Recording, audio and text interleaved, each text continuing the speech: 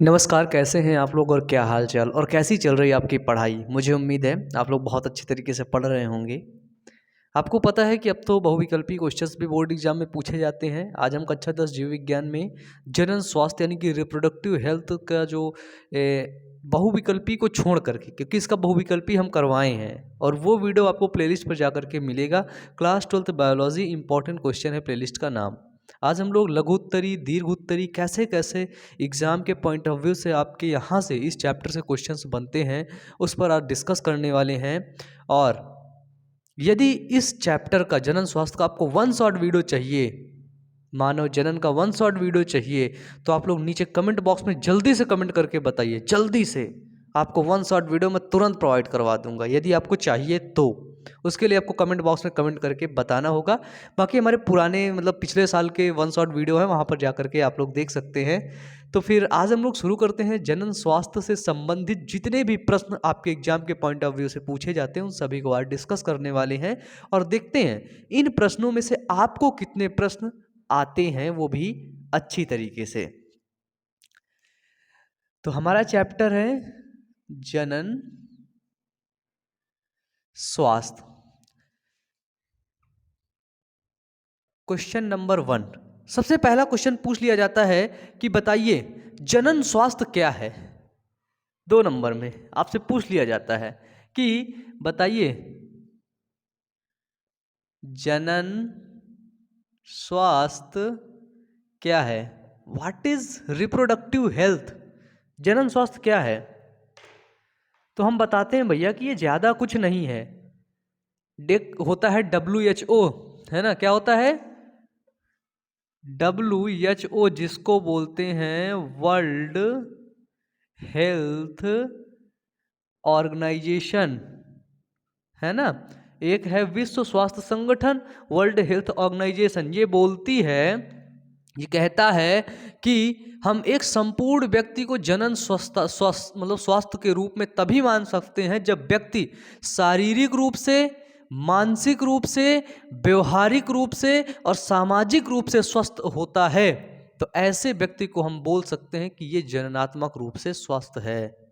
तो जनन स्वास्थ्य क्या होता है कि किसी भी व्यक्ति का संपूर्ण स्वास्थ्य, संपूर्ण स्वास्थ्य यानी कि सबसे पहला आया शारीरिक, याद रखना, मानसिक, व्यवहारिक और सामाजिक रूप से स्वास्थ्य व्यक्ति को ही हम जनन स्वास्थ्य कहते हैं कि हाँ भैया फिट है। WHO क्या है, ये एक संस्था है जिसको विश्व स्वास्थ्य संगठन के नाम से जानते हैं, वर्ल्ड हेल्थ ऑर्गेनाइजेशन के नाम से जानते हैं। इस संस्था के अंतर्गत जितने वर्ल्ड में, विश्व में स्वास्थ्य संबंधी सेवाओं, है ना, कोई नई जानकारी है, किसी चीज़ को पहुंचाना है, तो इसी संस्था के माध्यम से पूरे विश्व भर में पहुंचाया जाता है। ये है WHO। इसके बाद आपके 2 नंबर में ऐसे क्वेश्चन बनते रहते हैं कि बताइए STD का पूरा नाम लिखिए, है ना। STD को किस नाम से जानते हैं। तो STD होता है सेक्सुअल ट्रांसमिटेड डिजीज। आपसे पूछ सकता है कि MTP क्या होता है। MTP का फुल फॉर्म बताइए। MTP होता है मेडिकल टर्मिनेशन ऑफ प्रेगनेंसी, है ना, सहगर्भता का चिकित्सीय समापन, ठीक है। और आपसे क्वेश्चन ऐसे पूछता है, एक क्वेश्चन और पूछा जाता है एमनियोसेंटिसिस, है ना, उल्व बेधन क्या है। क्वेश्चन नंबर 2 है उल्व, ये उल्व है ना, उल्व बेधन क्या है। एमनियोसेंटिसिस, उल्व वेधन क्या है। देखो सबसे पहले हम एमनियोसेंटिसिस के बारे में बता देते। जैसे मैं अपना एग्जांपल नहीं, किसी और का, है ना। जैसे कोई माँ है ना, उसके पेट में बच्चा है, 2 महीने का हो गया है। अब उसको पता चल गया कि बच्चा है। अब वो जानना चाहती है कि उसके पेट के अंदर पल रहा बच्चा लड़का है या फिर लड़की है। क्या है, वो जानना चाहती है। और उसके जानने का कारण ये है कि अगर लड़का होगा तो उसको जन्म देंगे और अगर लड़की होगी तो उसको मार देंगे। उसका जानने का कारण भी ये है। तब क्या करेगी वो जाएगी उल्व वेधन क्रिया करवाने। उल्व वेधन क्या होता है, एमनियोसेंटिसिस, जो आपकी बैन है, अब बैन है ना, मतलब लड़का और लड़की की जांच करवाना बैन है, अपराध है, कानूनी अपराध है। जाती है जांच करवाने, उस जांच को बोलते हैं उल्व वेधन। इसमें होता क्या है, देखो जैसे ये मादा है ना, ये यहाँ पे बच्चा है, तो उल्व बेधन में एक सिरिंज के माध्यम से, किसके, एक सिरिंज के माध्यम से इसके अंदर का जो फ्लूइड होता है, जहाँ पे बछवा एक पानी में तैरता रहता है ना, वहाँ पे एक द्रव्य भरा होता है, प्लेसेंटल फ्लूइड भरा होता है, उस फ्लूइड को इस सिरिंज के माध्यम से ले लिया जाता है।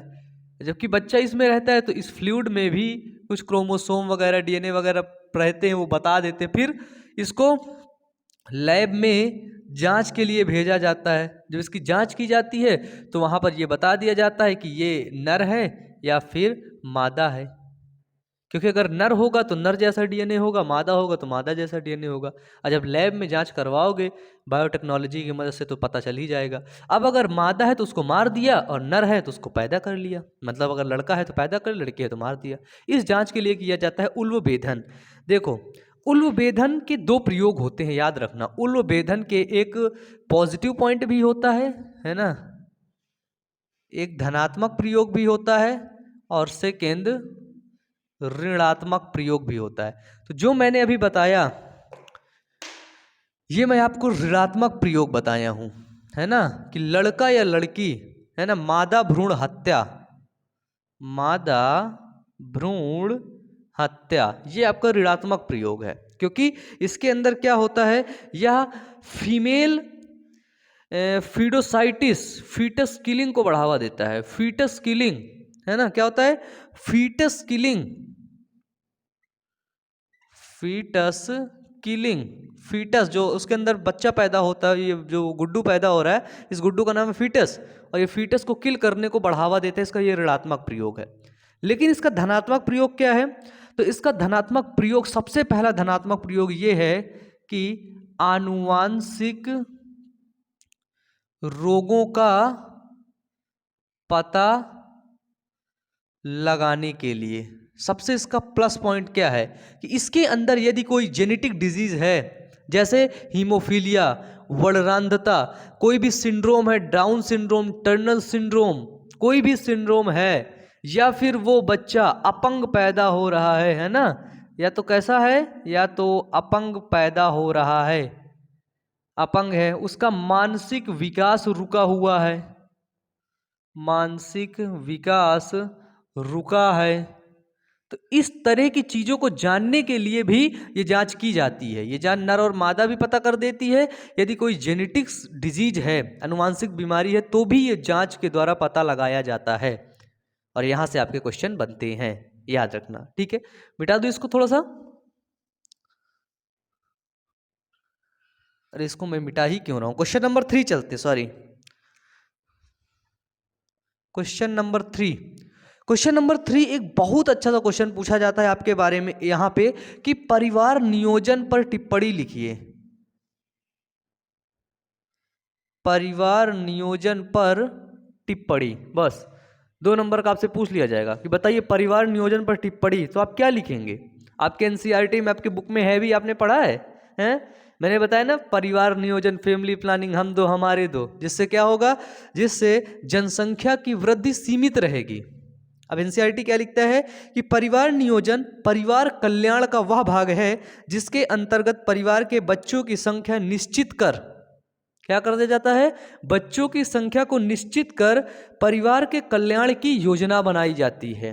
परिवार नियोजन के अंदर क्या होता है कि बच्चों की संख्या को निश्चित कर दिया जाता है ना, कि बोल दिया भैया 2 ही बच्चे पैदा करो, और उस परिवार के कल्याण की योजना बनाई जाती है। अर्थात ऐसी योजनाएं जिनसे जनसंख्या वृद्धि दर को सीमित रखा जा सकता है, परिवार नियोजन कहलाती हैं। परिवार नियोजन की विधियां क्या हैं। नंबर 1, विवाह के लिए लड़का या लड़की की आयु जो 18 से 21 है वो 22 वर्ष से उठा करके 25 वर्ष कर देना चाहिए, है ना, नंबर 1 है। सेकंड है लैंगिक शिक्षा का विकास तथा सीमित परिवार के लाभों का प्रचार प्रसार किया जाना चाहिए, लैंगिक शिक्षा का आपका विकास किया जाना चाहिए। थर्ड है यांत्रिक विधियां द्वारा, जैसे निरोध, चैक पेसरी, लिप्पे लूप, है ना, कॉपर टी आदि सब चीज़ों को बढ़ावा देना चाहिए, लोगों तक पहुंचाना चाहिए। और चौथा पॉइंट है रासायनिक विधियां, जैसे खाने की गोली, माला डी सहेली आदि का प्रयोग करने के लिए बढ़ावा दिया जाना चाहिए, आदि का प्रयोग करना चाहिए। और नंबर 5 है परिवार नियोजन का सबसे अच्छा और विश्वसनीय पॉइंट है 5 कि उसको बंधियाकरण द्वारा पुरुषों की वैसेक्टॉमी और महिलाओं की ट्यूबेक्टॉमी करवा देना चाहिए, है ना। बंधियाकरण क्या होता है, मतलब उनका युग्मक आपस में ना मिल पाना। नर के अंदर जो वास डिफरेंस होता है, वास डिफरेंस को कट करके बॉन्ड कर देते हैं, और मादा के अंदर फैलोपियन ट्यूब को कट करके बॉन्ड कर देते हैं, जिससे क्या होता है नर और मादा युग्मक मिल नहीं पाते हैं और बच्चे नहीं होते हैं। ठीक है। और देखिए यहाँ पे आपका एक बहुत इंपॉर्टेंट क्वेश्चन बनता है जो आपके एग्जाम के पॉइंट ऑफ व्यू से बहुत इंपॉर्टेंट है। यौन संचारित रोग क्या है? यौन संचारित रोग, जिसको STD sexual transmitted disease, STI sexual transmitted infection, VI venereal infection, VD venereal disease के नाम से भी जानते हैं, है ना। एक चीज बता दें, यौन संचारित रोग में सबसे पहले बात इसी की जाती है एड्स, जिसको बोलते हैं एक्वायर्ड इम्यूनो डिफिशियंसी सिंड्रोम। यदि पूछा जाए वर्ल्ड एड्स डे कब मनाया जाता है,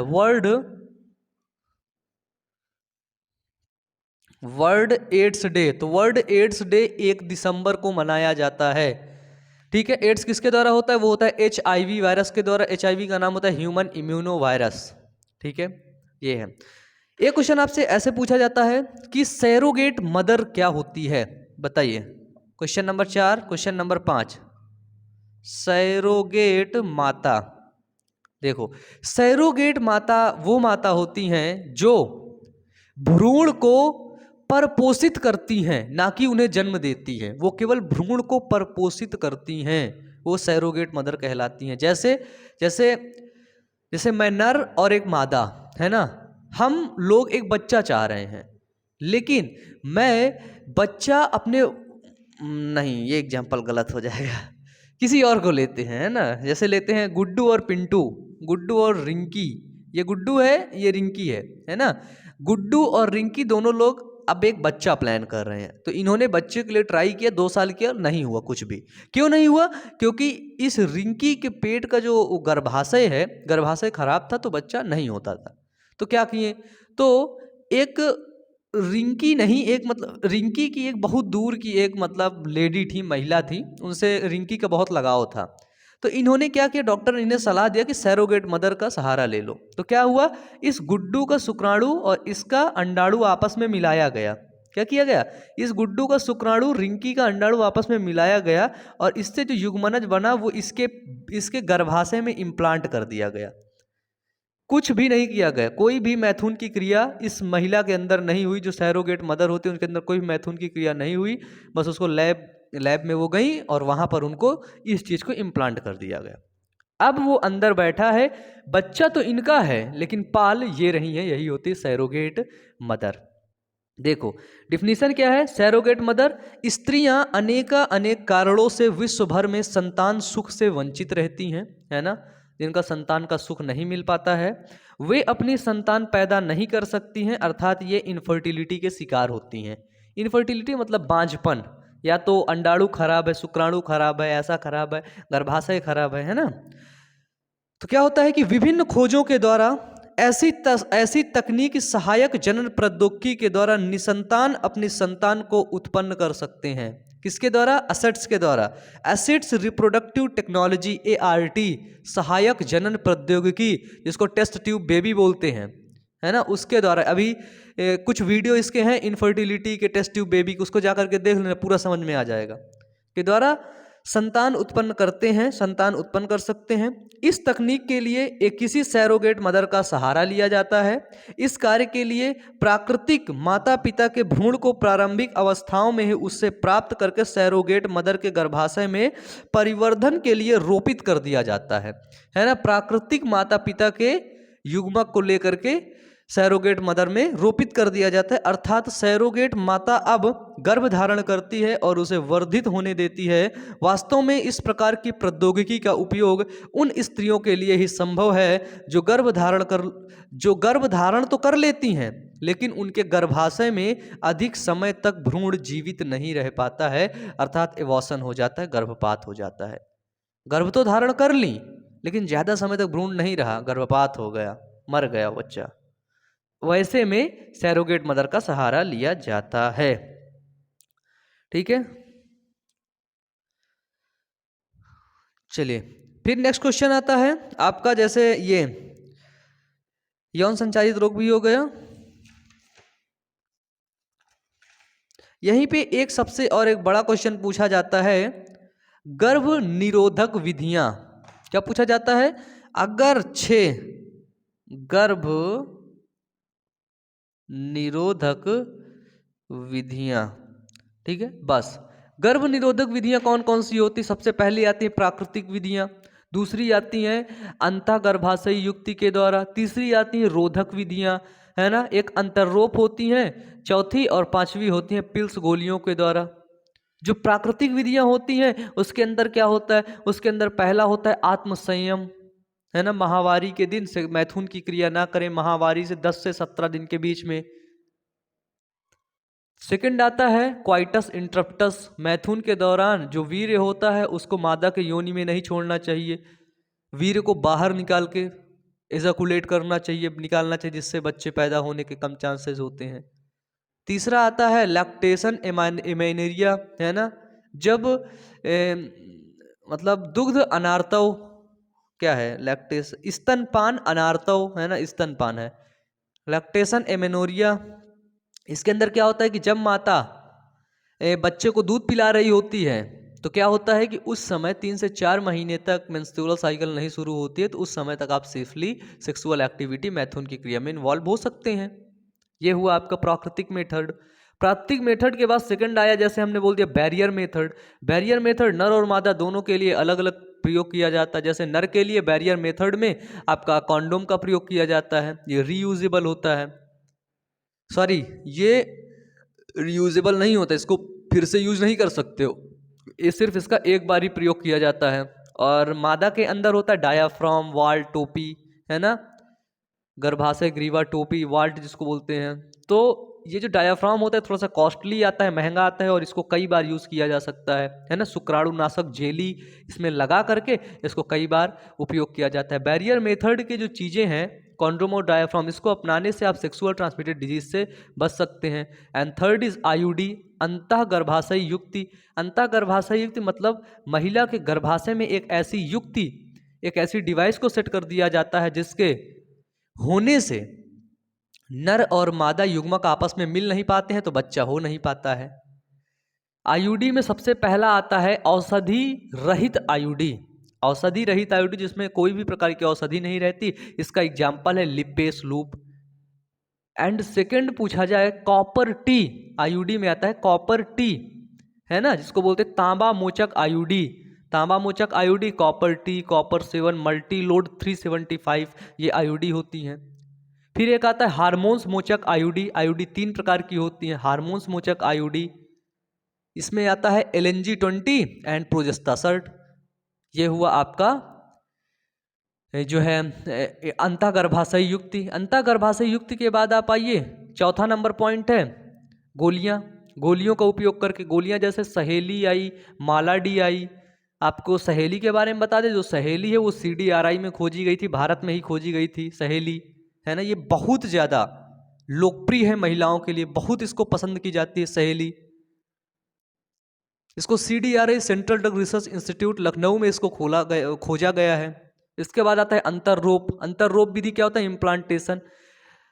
प्रोजेस्टेरोन और एस्ट्रोजेन से कुछ दवाइयाँ बनाई जाती हैं, है ना, कुछ डिवाइसेस बनाए जाते हैं और उन्हीं को शरीर के अंदर इम्प्लांट कर देते हैं। और उनसे शरीर के अंदर जब उनको इम्प्लांट करते हैं तो हार्मोन्स को इम्बैलेंस कर देते हैं, जिससे नर और मादा युग्मक आपस में नहीं मिल पाते हैं और गर्भधारण नहीं हो पाता है। ये मैंने बताया शॉर्ट में, लेकिन जब आप किताब पढ़ोगे तो ये किताब में इसके बारे में लिखा हुआ है। आप यहाँ से लिखने की प्रैक्टिस करोगे, समझने की प्रैक्टिस करोगे। और लास्ट पॉइंट आपका यहाँ से पूछा जाता है जनसंख्या विस्फोट। क्या पूछा जाता है? जनसंख्या विस्फोट। एक ही जगह पर यदि जनसंख्या अधिक हो जाए तो उसको बोल देते हैं जनसंख्या विस्फोट हो गया, है ना। देखो जनसंख्या विस्फोट क्या है, ये अक्सर पूछा जाता है। देखो 2019, 2020, 2018, 17 में ये पूछा गया है ना। जनसंख्या विस्फोट, किसी भी देश की जनसंख्या में वृद्धि उस देश की जनसंख्या घनत्व को बढ़ाती है ना, जनसंख्या के डेंसिटी को बढ़ाती है। यह एक चिंता का विषय है क्योंकि इस प्रकार की वृद्धि से अनेक दुष्परिणाम सामने देखने को मिलते हैं, है ना। अगर आपके घर में 10 लोगों की कैपेसिटी है, 10 लोग आप अच्छे से रह सकते हैं, और उसी घर में 50 लोग रहने के लिए आ जाएं, तो बताइए, तो प्रॉब्लम होगी ना। तो बस ऐसा ही है कि एक शहर है, उस शहर में 5,000 लोग को रहने की कैपेसिटी है, लेकिन वहाँ पर 50,000 लोग रह रहे हैं दब्स के सट के यहाँ वहाँ। वही होता है जनसंख्या विस्फोट। तो मुझे उम्मीद है ये जनन स्वास्थ्य, ये टॉपिक आपको अच्छा लगा होगा, आपको पढ़ करके बहुत ही अच्छा लगा होगा, मज़ा आया होगा। ऐसे ही वीडियो के लिए नीचे कमेंट बॉक्स में कमेंट करिए। और हाँ, class 12th biology important question playlist पर जा करके वहाँ पर सभी वीडियो को देख लीजिए और अच्छे तरीके से पढ़ते रहिए, मेहनत करते रहिए, क्योंकि हमें बदला नहीं, बदलाव चाहिए। Wish you all the best. Thank you.